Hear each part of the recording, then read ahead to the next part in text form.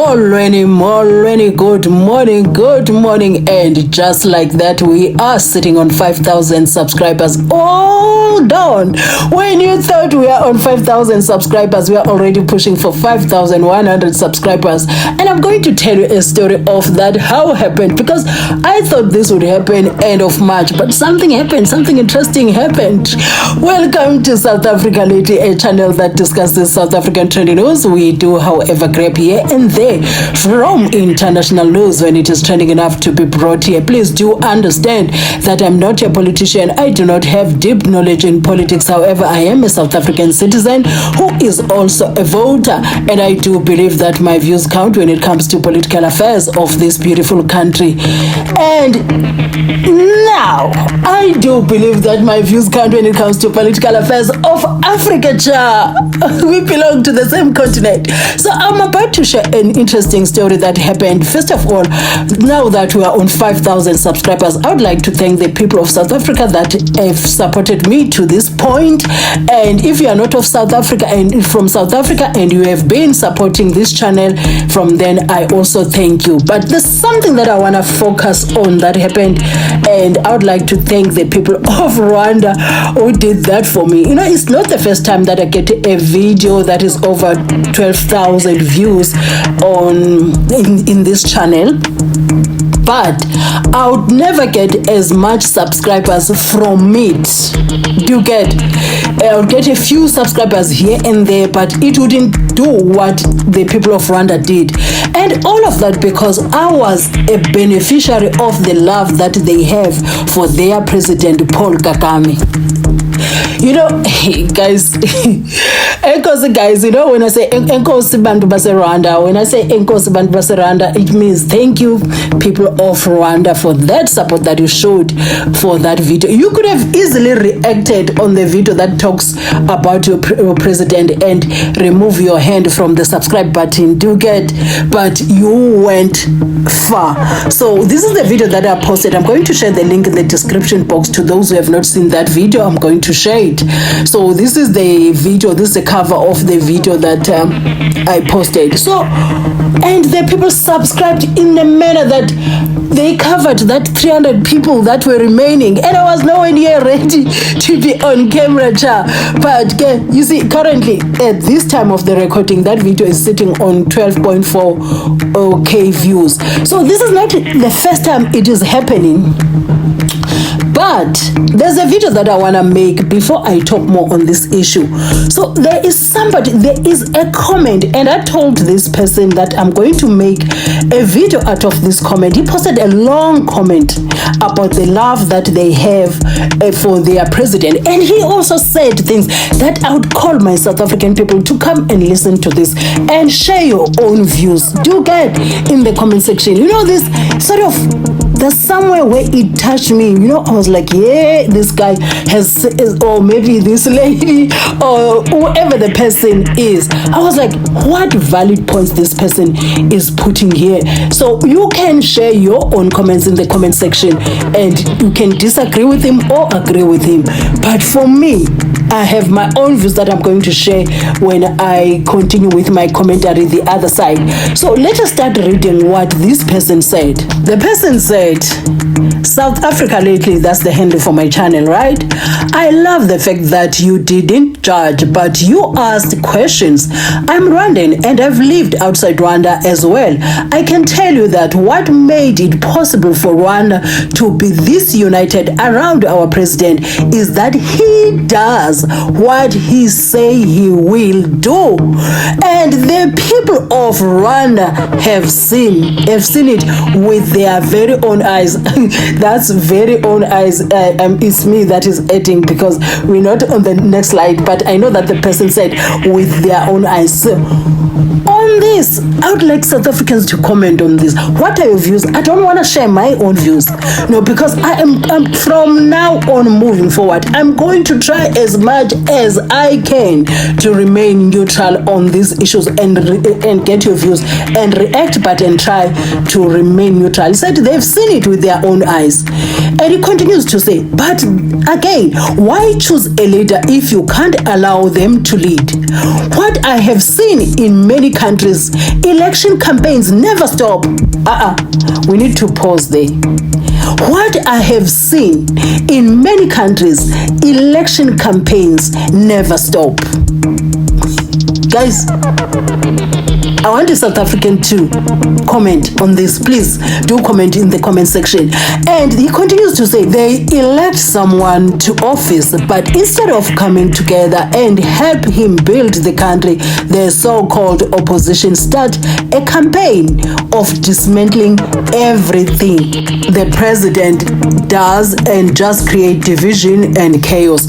You see, this is one of the things I look at in South Africa and say, you know what, we are not getting anywhere with progress. We are just not moving forward, because before anything can be done in South Africa, but I'm going to have more commentary on this when we are done with reading this comment. Sorry guys, I got distracted a bit there. When we are done with reading this person's comment, because it has so much in it. The person continued to say, for me, freedom of speech is great, but it has limits. You can't just say whatever you want to whomever you want, whenever you want. We've seen the same people advocating for it through temper tantrums when spoken about. Some of them can even go straight to threats. So our limits in Rwanda are, if you have an idea, give it respectfully. Respect in our culture is disrespect in our culture is a no-no. If you have a criticism, give it respectfully. If you bring it up in a wrong way, then your motives will be questioned. Ideas are meant to build, not create division. Thank you very much, Chairperson. Greetings to the Commander-in-Chief of the EFF, Julius Sello Malema, EFF officials, commissars, the leaders of the Progressive Caucus, and sympathizers of the revolutionary movement in Africa that turns 11 years old on the 27th of July. To be young is to be in a stage of becoming, of working towards your goals and aspirations to transition from being dependent to independent. However, the youth of this country are perpetual children, and some will never know independence until their old age. At the realization of how doomed we are under your leadership, Mr. President, thousands continue to give in to Nyaube, and young women and girls amount to bottle girls for you and your friends at the peak of their vibrancy and zeal for life and prosperity. We live with our parents, and finding a 40-year-old man asking his mother for bread is more common than otherwise. This phenomenon is known as the Ramaphosa economy. Joblessness, poverty, and constantly questioning if we are truly the young adults of today. In 2018, Mr. President, you launched the Jobs Summit and promised the youth of this country 275,000 jobs per year. You failed. In 2019, you promised 2 million jobs and an end to hunger, halving of crime, and empowering the school curriculum where a 10-year-old will be able to read for comprehension. You failed. In 2020, you unveiled a 100 billion rand fund to create jobs in the public sector for the youth. You failed. You launched the NSP against GBV and femicide, and 4 years later, on the eve of elections 2024, the murderer of Kirisaletse Elsin Donje was granted bail of 2,000 rands. You failed. In 2021, you spoke about building new cities, and the National Youth Development Agency would fund 1,000 young entrepreneurs in 100 days. You failed. In 2022, plagued by your own failures over the years, you promised the National Youth Service would create a modest 50,000 jobs in its first phase. You failed.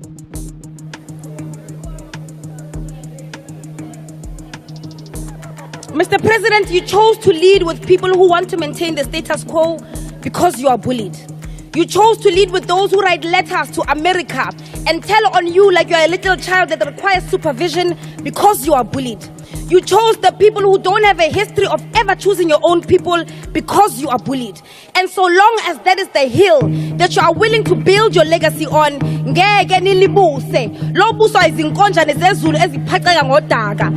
and unity is the most powerful weapon that exists in the world.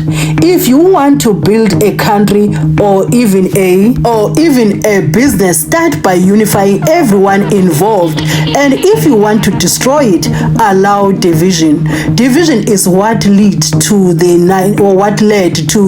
1994 genocide against the Tutsi in Rwanda, and now unity is what is leading our country to where it's going and what is becoming.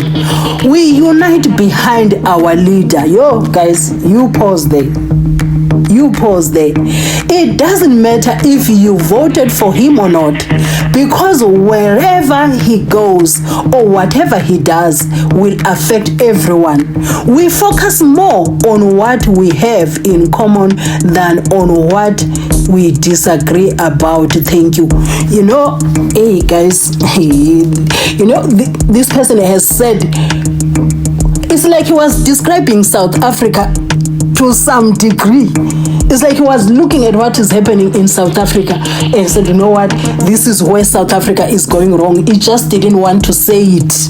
But then again, that is me. You are allowed to disagree with me in the comment section. Please do remember that criticism is what help us grow. So criticism is allowed in the comment section. Please do, guys, as long as we are criticizing constructively. You see, I appreciate constructive criticism. Please do use the comment section for that. I just felt like this comment is talking about what is happening in South Africa. Honestly, I was like, why? What is so difficult for us? Because ever since we started, you know, I don't remember because you see, so long time ago I used to vote and just vote and have no reason, just vote ANC, and then at later on you look at parliament, you're like, why are these people all the time, they are not in the same direction? In South Africa, it's like we elect a president. Why from? You know, the person that I think sometimes had it better is Nelson Mandela, and then from Thabo Mbeki it began to go south to president for Jacob Zuma. It went even south. You see now with President Cyril Ramaphosa, he is facing the fiercest fire, if there's anything like that. So what I'm saying is we have this culture of electing someone and when we don't support them, and it became even worse with the existence of factions within the ANC. It became worse. Nothing is done in that political space to support South Africa. Nothing is done with the vision of pushing South Africa forward first. It is political parties first, then South Africa, by the way.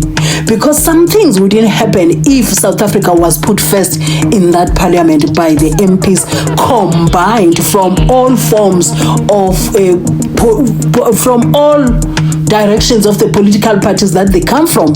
None of them, like zero, none of them, none.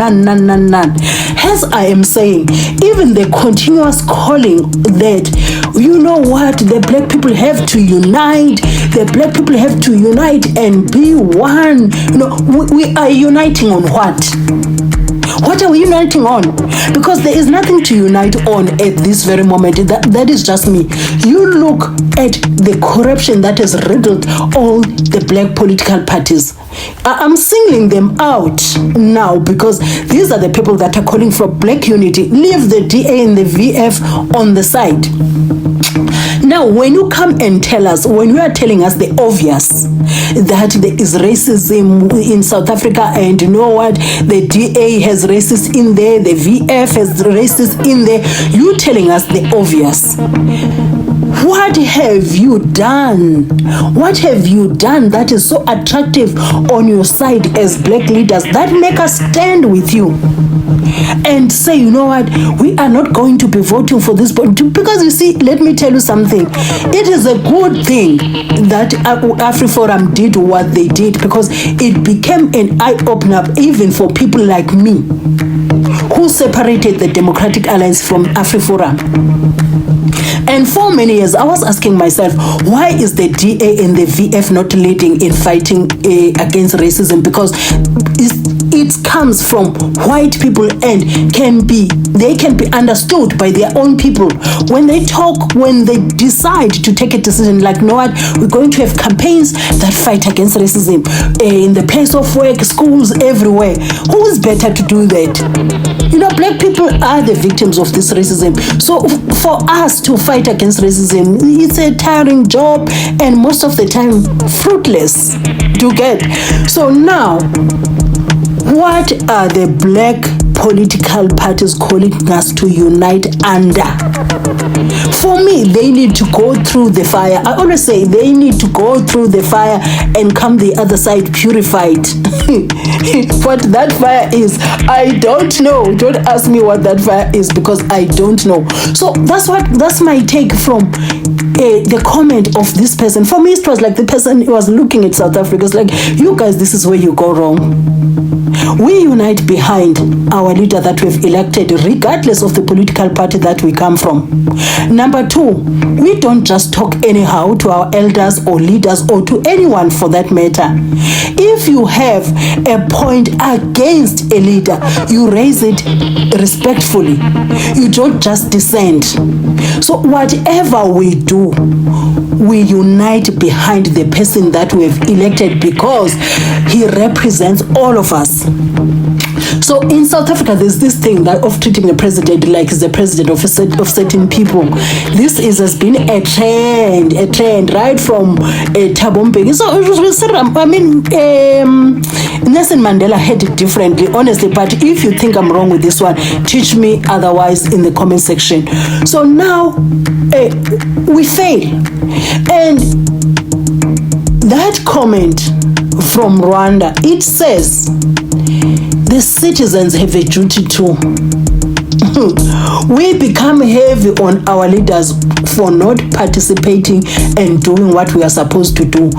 Them also, they become heavy on our shoulders by not doing what they do. There is something that is very important that the person said about President Kagame. He said the reason why we have united behind him like that, because he does what he said he would do.